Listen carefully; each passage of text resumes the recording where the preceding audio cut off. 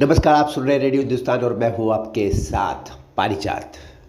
Valentine week special के radio Hindustan की हमारी श्रृंखला में आप सभी का स्वागत है। आज है किस डे, बहुत महत्वपूर्ण दिन है जिसमें ये बताना सबसे ज़्यादा ज़रूरी है हिंदुस्तानियों के लिए, वेस्टर्न लोगों के लिए नहीं, पाश्चात्य सभ्यता के समर्थकों के लिए नहीं, क्योंकि उनके लिए किस उनके रोज़मर्रा की ज़िंदगी का एक हिस्सा है। जबकि भारत में लज्जा एक बहुत अमूल्य आभूषण है, न केवल महिलाओं के लिए बल्कि पुरुषों के लिए भी ये मर्यादा के रूप में हमारे दैनिक जीवन पर लागू होता है। इसलिए चुंबन, इसको हिंदी में कहा जाता है चुंबन। तो किस डे जो आज है, ये मूल रूप से, जिसको हम अपनी भाषा में चुंबन कहते हैं, ये मूल रूप से एक प्रेम का एक्सप्रेशन है, प्रेम का संप्रेषण है। तो इसको सबसे पहला किस हर बच्चे ने अपनी माँ के होठों से लिया। जब उसने जन्म लिया, उसने उसे प्यार से दुलारा, बाहों में लिया और उसके माथे को किस किया। ये प्यार का सर्वोत्तम और शुद्ध संप्रेषण है, बहुत सुंदर अभिव्यक्ति है प्रेम की, जिसे चुंबन कहते हैं। लेकिन जब हम बड़े हो जाते हैं तब हमें समझ में आता है कि चुंबन प्रेम की अभिव्यक्ति तो है, दैहिक प्रेम की पूर्व अभिव्यक्ति है। जब दैहिक प्रेम और गहरा और घना हो जाता है, जो पति पत्नी में या प्रेमी प्रेमिकाओं में हो सकता है, इस दृष्टि से उसे लज्जा के पर्दे के पीछे रखा जाता है। चुंबन पर खुल करके बात नहीं होती, लेकिन इस पर लज्जा की कोई बात नहीं है। इसका जो शुद्ध रूप है वो शुद्ध रूप माँ और बेटे के बीच का है। कभी कोई गुरु अपने शिष्य को चुंबन नहीं लेता, कभी पिता भी अपने बेटे को, छोटे नन्हे बच्चे को ले सकता है, लेकिन बड़े बेटे को, लेकिन प्रेम हमेशा रहता है। मित्रों में प्रेम रहता है पर वो चुंबन नहीं लेते। तो चुंबन जो है बहुत गहन प्रेम की बहुत सुंदर अभिव्यक्ति है। इसको गलत दृष्टि से नहीं देखना चाहिए, यही बताना मैं चाहूँगा। मूल रूप से किस जो है, फ्रेंच किस, फ्लाइंग किस, इन दो रूपों में बहुत ज़्यादा सुना जाता है। फ्रेंच किस डीप किस को कहते हैं, जो कि एक अलग प्रेमी जोड़ों के या पति पत्नी के बीच के एक अलग प्रेम की दैहिक अभिव्यक्ति है।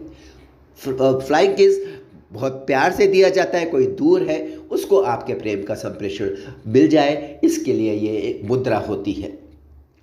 लेकिन हमारे देश में प्रेम है हृदय में, शब्दों में और हमारी कार्यों में हमारी अभिव्यक्ति दिखती है, वही प्रेम है। हम लोग चुंबन को अधिकतर इस्तेमाल नहीं करते, बहुत ये पर्दे के पीछे, क्योंकि हमारे देश में प्रेम को मर्यादा में देखा जाता है, मर्यादा में रखा जाता है, जो बहुत सुंदर रूप है। भारत की संस्कृति मर्यादाओं की संस्कृति है और दुनिया की सर्वोत्तम संस्कृति है। ये बात दुनिया के लोगों को पता चल गई है और हमें इस पर अभिमान होना चाहिए, यह मैं बताना चाहूँगा। उसके अतिरिक्त बातें बहुत सारी हैं, चुंबन पर की जा सकती है, चुंबन के रूप है, बहुत सारी पुस्तकें लिखी गई हैं।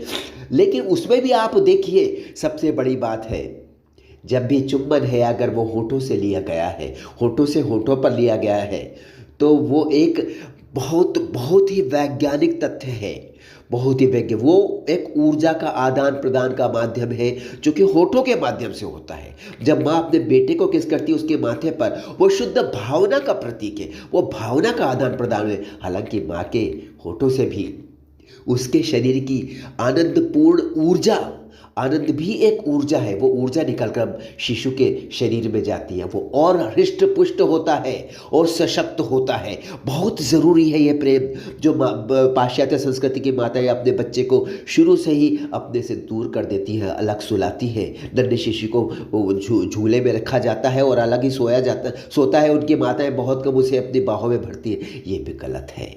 जो हमारी भारतीय संस्कृति में हर माँ अपने बच्चे को अपने पास सुलाती है, अपने बाहों में सुलाती है। ये जो टच है, ये जो स्पर्श है, माँ का स्पर्श, ईश्वर का स्पर्श है, दैवी स्पर्श है, इतना आनंद है इसमें, इतनी ऊर्जा है इसमें कि बच्चे के जीवन को सशक्त बनाने का पहला बहुत बड़ा सशक्त योगदान माँ करती है। उसे चुंबन लेके, उसे अपने बाहों में लेके, उसे अपना प्रेम पूरा उड़ेल करके, भरपूर प्रेम। तो कितना सुंदर शब्द है ये चुंबन।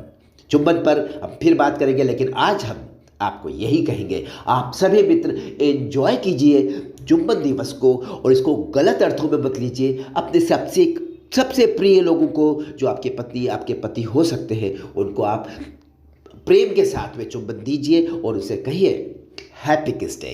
Thanks very much, guys. We'll see you very soon on the other episode of our Radio Hindustan Things. Bye. Take care of yourself. See you soon.